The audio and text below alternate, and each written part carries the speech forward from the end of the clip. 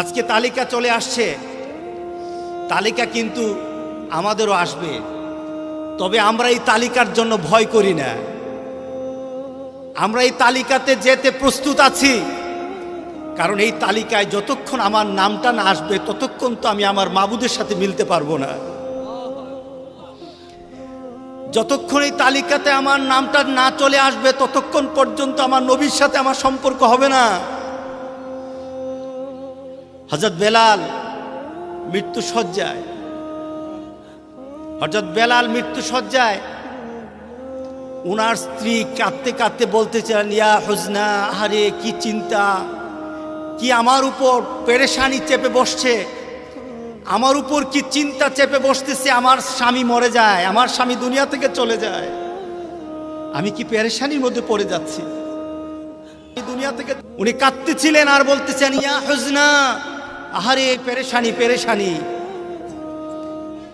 হযরত বেলাল স্ত্রীকে ডেকে বললেন, বলো না ইয়া হুজনা, বলো ইয়া ফারহাতা, তুমি চিন্তার কথা বলো না, বরঞ্চ তুমি আমার মনের দিকে, আমার মনের কথা জেনে নাও, আমি কিন্তু চিন্তিত না, আমি আনন্দিত, আমি আমার মৃত্যু নিয়ে আনন্দিত। কারণ এই মৃত্যুর পরবর্তী একটা সময় চলে আসবে, আমি মিলিত হয়ে যাবে আমার রাসূলের সাথে, আমি আমার রাসূলের সাথে মিলিত হয়ে যাব। মৃত্যুর পরে আমি আমার রাসূলের সাথে মিলিত হয়ে যাব, মৃত্যুর পরে আমি মিলিত হয়ে যাব আমার সাথী যারা ছিল আবু বকর ওমরের সাথে আমার মিলিত, আমি মিলে যাব। মুমিন কখনো মৃত্যু নিয়ে ভয় পায় না, বরং মুমিন ভয় পায় আল্লাহকে ভুলে থাকা, রাসূলকে ভুলে থাকা মুমিনের সবচাইতে বড় ভয়। মুমিনের ভয় তো মরা না, মরা তো হলো কাফেরদের জন্য, মরা হলো ভয়ের।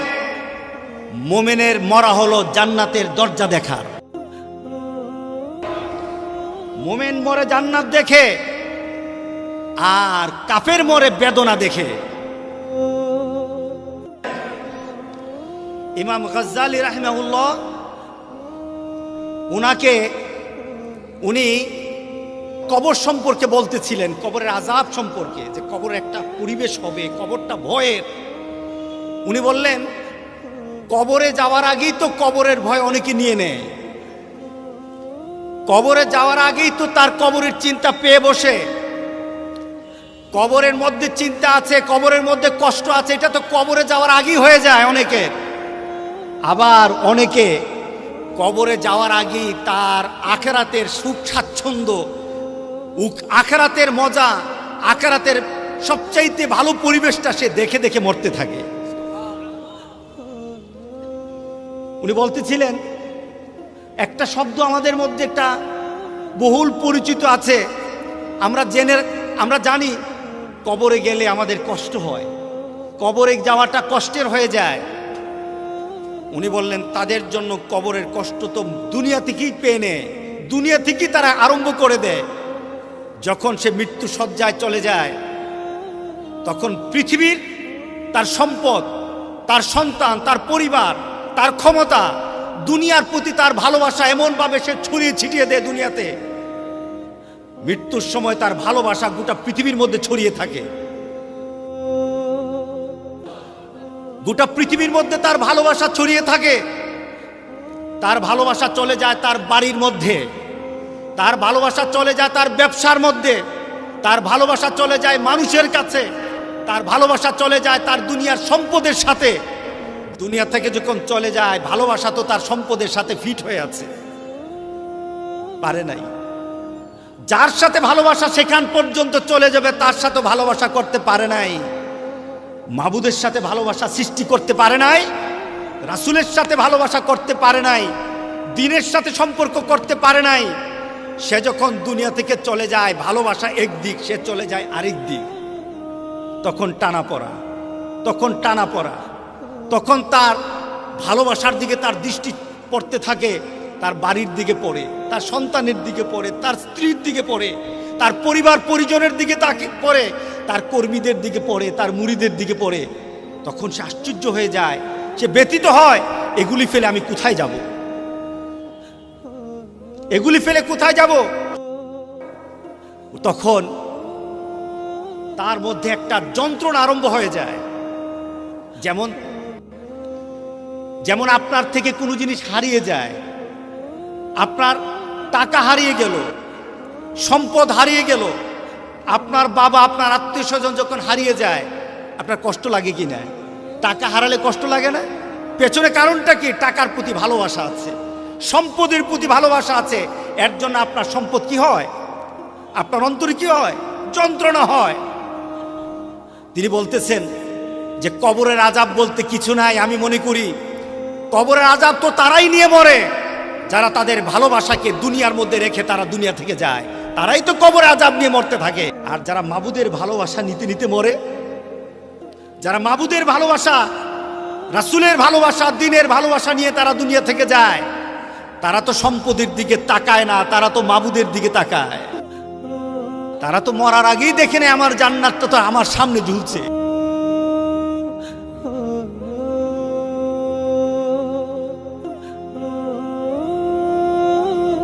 ফেরাউন কি মুসলমান ছিল? দিনদার ছিল? আল্লাহ চিনেছে? মুসা চিনেছে? চিনে নাই। কিন্তু তার ঘরে কে আছে? সে কাকে চিনেছে? ফেরাউনের তো সম্পদ ছিল, ফেরাউনের তো রাজপ্রাসাদ ছিল, মহল ছিল, তার জন্য, তার স্ত্রীর জন্য সেবিকা ছিল, তার সকল কিছু ছিল, অর্থ ছিল, জৌলুস ছিল। কিন্তু স্বামী আছে জৌলুস নিয়ে, আসিয়া আছে আল্লাহকে নিয়ে।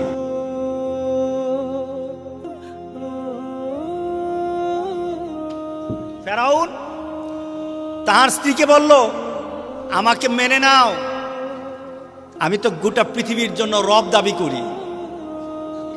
আনা রাব্বুকুমুল আ'লা, আমি আমার নীতি তোমার মধ্যে আমি চালু করতে চাই, তুমি আমার স্ত্রী, আমাকে মেনে নাও। আমি আমার নীতি আমার পরিবারে চালু করব, আমি যা বলি সেইভাবে চলতে হবে। আমি সমাজে আমার নীতিকে চালাতে চাই, আমি আমার রাষ্ট্রে আমার নীতি চালাবো। আনা রাব্বুকুমুল আ'লা। দেখুন তো, সে দাবি করলো আনা রাব্বুকুমুল আ'লা, কিন্তু মরার সময় সে দেখে আনা রাব্বুকুমুল আ'লা তো আমি হতে পারি নাই। আমি তো যে দাবি করছি, দাবি নিয়ে যখন আমি মরব, সামনে তো আমার জন্য এমন কোনো পরিবেশ নাই, সেখানে এমন রবকে দেখতেছি, এমন অবস্থা দেখতেছি, আমার তো বাঁচার উপায় নাই। আমি তো আলা দাবি করেছি, আমি শ্রেষ্ঠ দাবি করেছি, শ্রেষ্ঠত্ব দাবি করেছি, আসলে আমার তো ক্ষমতা নেই। মরার সময় বলে, আমি ঈমান আনলাম, আমানতু বিরব্বি মূসা ওয়া হারুন। ফেরাউন কার উপর ঈমান আনছিল? কিন্তু সে দাবি করছিল কি? আনা রাব্বুকুমুল আ'লা, অর্থাৎ সবকিছু আমার, সবকিছু আমার, ক্ষমতা আমার, পরিচালনা আমার, দায়িত্ব আমার, সকল কিছু দাবি আমার, সম্মান আমার, এছাড়া কারো কিছু করা যাবে না। কিন্তু মরার সময় বলল কি? আমানতু বিরব্বি মূসা ওয়া হারুন। তুমি দুনিয়াতে তুমি অনেক কিছু চিন্তা করতে পারবা, দাবি করতে পারবা, দুনিয়াতে তুমি অনেক কিছু হাতের মধ্যে নিতে পারবা, তোমার পরিবারের মধ্যে অনেক কিছু তুমি চালু করতে পারবা। আল্লাহর কসম, মরার সময় টের পাবা ফেরাউনের মতো সামনে তোমার জন্য কি আছে। দাবি করা যায়, দাবি করা যাবে, কিন্তু মরার সময় টের পাওয়া যাবে। কিন্তু আসিয়া দেখুন, ফেরাউনের ঘরই আসিয়া, তে মরার সময় কি দেখে? উনি মরার সময় কি দেখে? জান্নাত দেখে না, উনি আল্লাহর সাথে কথা বলছে, মরার সময় কথা বলে, আর আল্লাহকে দাবি করে বলে, আল্লাহ তুমি আমার জন্য কি কি করতে হবে, তুমি আমার রুচি অনুযায়ী তুমি আমাকে জান্নাতটা সাজায়া দাও।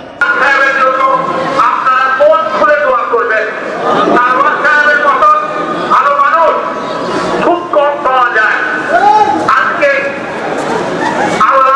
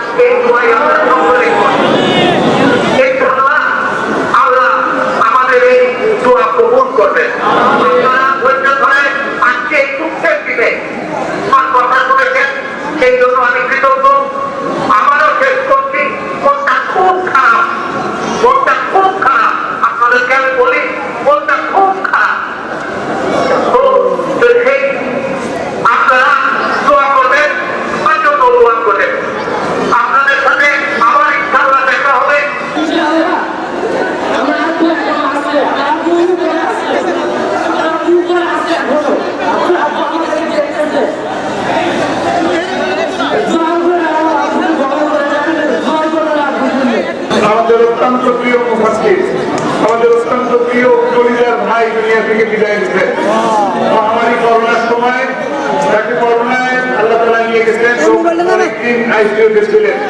আল্লাহ তাআলা তার জীবনকে যতটুকু যত কাজ করেছেন, ভালো কাজ করেছেন, সমস্ত ভালো কাজগুলো কবুল এবং মঞ্জুর করুন। সকল গুনাহ খাতা ক্ষমা করে, কবর আযাবকে ক্ষমা করে আল্লাহ জান্নাত নসিব করুন। আমরা সবাই দোয়া করবেন। আমি এখন আস্তে আস্তে দেখলাম লক্ষ লক্ষ মানুষ। আল্লাহু আকবার। আল্লাহ তাআলা যেন তার জীবনের সকল গুনাহ খাতা মাফ করে দিন। সকলকে সতেজ করে রাখুন। আমাদেরকেও ফিরিয়ে দিয়ে নসিহত করেছেন, সেই নসিহতের পথে যেন আমরা সবাই চলতে পারি, সেই তৌফিক যেন আমাদের দেন। আসসালামু আলাইকুম ওয়া রাহমাতুল্লাহি ওয়া বারাকাতুহু।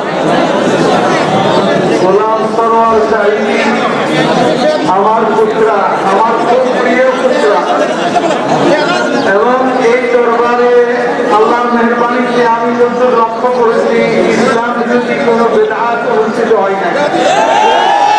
সুন্নাহ অনুযায়ী তারা পরিচালনা করেছেন। আজকে আমি যেখানে আমাদের মাগফিরাত কামনা করি, সেখানে তারও মাগফিরাত কামনা করি। কারণ ইসলামের নীতি হইল আল্লাহ মাফ করলে হাইয়েনা ও মাইয়েতেনা। আমাদের জীবিতদের আগে মাফ করেন এবং মৃতদেরও মাফ করেন। অতএব আমাদের আমরাও ওভাবে কি আল্লাহ তাআলার কাছে আল্লাহ আমাদের ক্ষমা করে দেন। আমাদের প্রিয় ভাই গোলাম সরওয়ার সাঈদী আল্লাহ ক্ষমা করে দেন। আল্লাহ তার জান্নাত নসিব করেন। আল্লাহ তার সন্তান সন্ততি পরিবার পরিজনকে সহ্য করার তৌফিক দান করেন। আল্লাহ এই দরবারের হেফাজত আল্লাহ দান করেন। হযরত বেলাল স্ত্রীকে ডেকে বললেন, বলো না ইয়া হুজনা, বলো ইয়া ফারহাতা। তুমি চিন্তার কথা বলো না, বরঞ্চ তুমি আমার মনের দিকে, আমার মনের কথা জেনে নাও।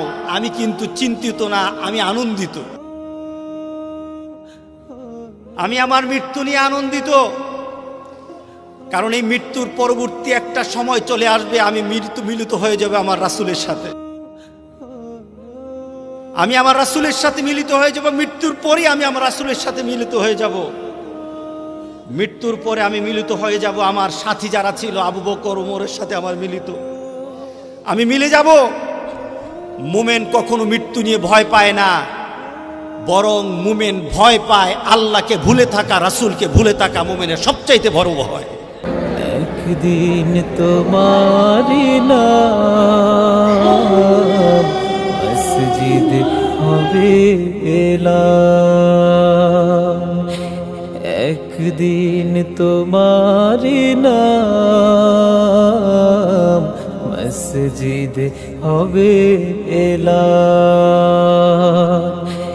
তৈরি থেকো, তৈরি রেখো কবরের মাল সমান। একদিন তোমারি নাম মসজিদ হবে এলান।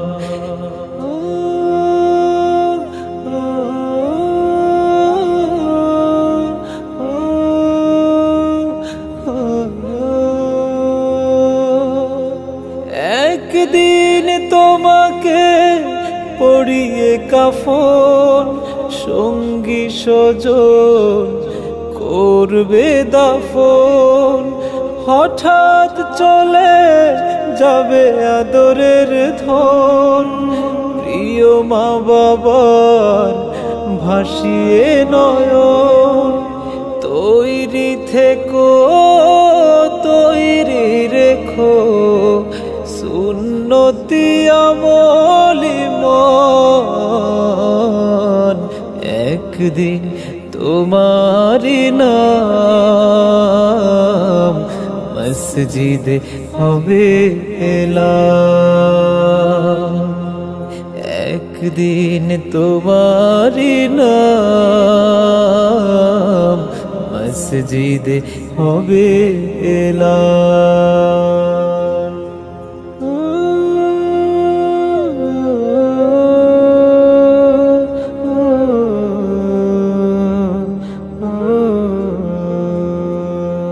নামে সমন জারি হলে করবে আটক, বন্ধ হয়ে যাবে জীবন নাটক।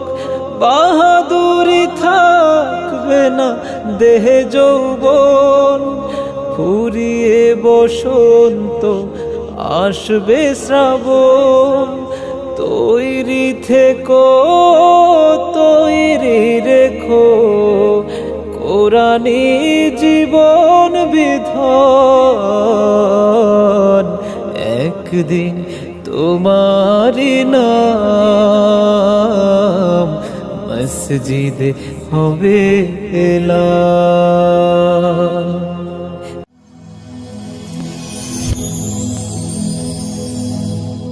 Rose TV 24. Enjoy by listening to the Holy Quran.